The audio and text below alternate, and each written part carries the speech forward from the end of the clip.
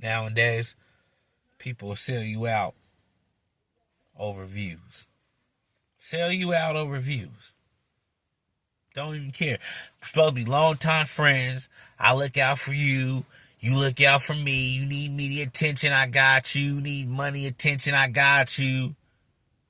We have conversations all the time with each other. We have an understanding. And just when something happens, you sell me out for media attention. Ricc. Now, I understand what you was trying to do.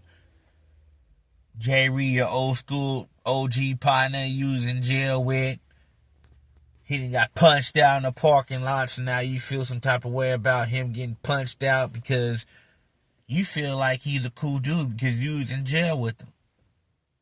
So you put him on an interview, and not only do you interview him, you interrogate him like a damn, like you was a private detective. You interrogated him. So let's start from step to step. What happened here and who punched you there and why did it? And dude sitting here explaining, right? J. Reed.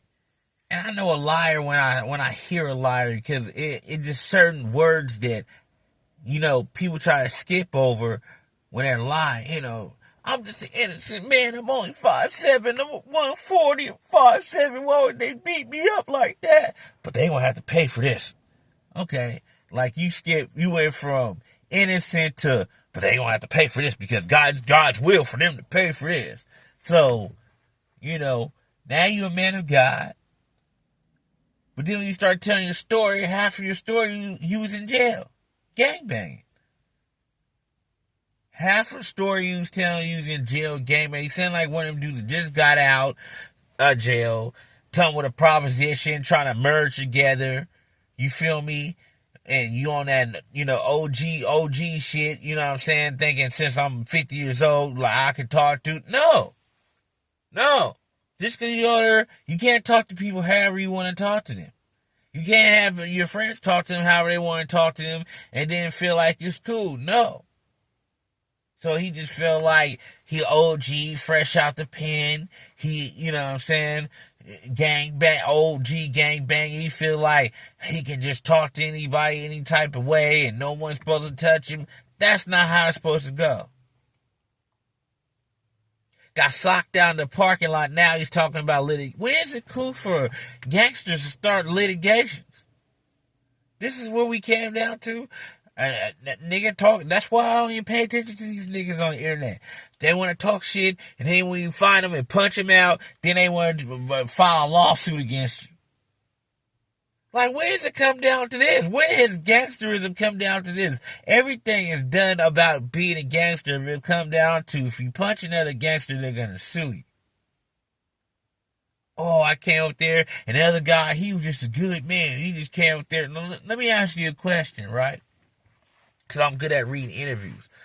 He said earlier that the dude, his partner, got into it with WACK, told WACK some shit like, fuck you, know that. You knew about that situation, yet you still pulled up to No Jumper, knowing about the situation that they got into that was very violent over the phone. You still pull up with another homeboy that you claim that was all about peace and talking about peace and prosperity in a parking lot late at night way out in Burbank, California. So like I said, I really don't understand why Rocc entertained this.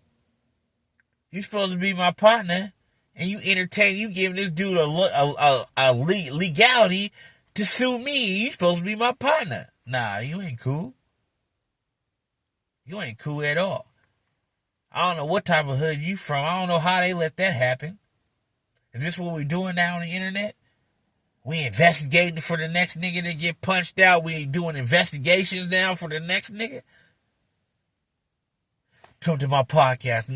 Let me know what happened. Let me know what happened that day when you got punched by the so-and-so. Tell me in detail. Start from finish. This makes LA look horrific. Makes all of California look horrific. We are interviewing gangbangers about getting punched out instead of a man that's been in the pen taking like a G, a 118. Like, you didn't take it like no G at all, period. Then you went on talking, I've been knowing him since he was 18 and he was part. And then you start, if you know since he was 18, you'll find out why you start speaking bad on him. Oh, he's from IE. He ain't from 6. I hate when people say that shit. Oh, well, he ain't from 60. It's like nobody can be from 60s. Ricc, baby, he ain't from 60s. 600, he ain't from 60s. You know what I mean? Loose cannon. He ain't from 60s. Well, who the fuck is from 60s then? Because last time I checked, nigga, nobody knows how everybody got put on the 60s. You got like over 5,000 members in the 60s. Nobody really knows how everybody got put on. A motherfucker just wear an S hat and say he from 60s. That's how it goes. That's how it's always been. Nigga, it's too deep of an investigation to try to find out how a nigga got put on 60s. It's doing too much. You know what I'm saying? He's on 6, he's on 9. I don't know. You know, it's too much. Watching a documentary where a nigga was acting hard. He from 60, he was acting hard and telling niggas they gotta wear a certain shirt at a music concert. They blew him away. 60s.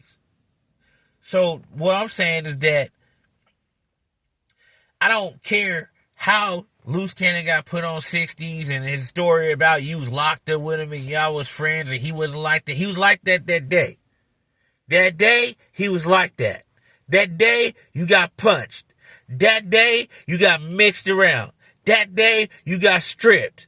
That day, you got treated like a mark. I don't want to hear about what happened when he was 18 and he was a charming kid. That day, he wasn't charming.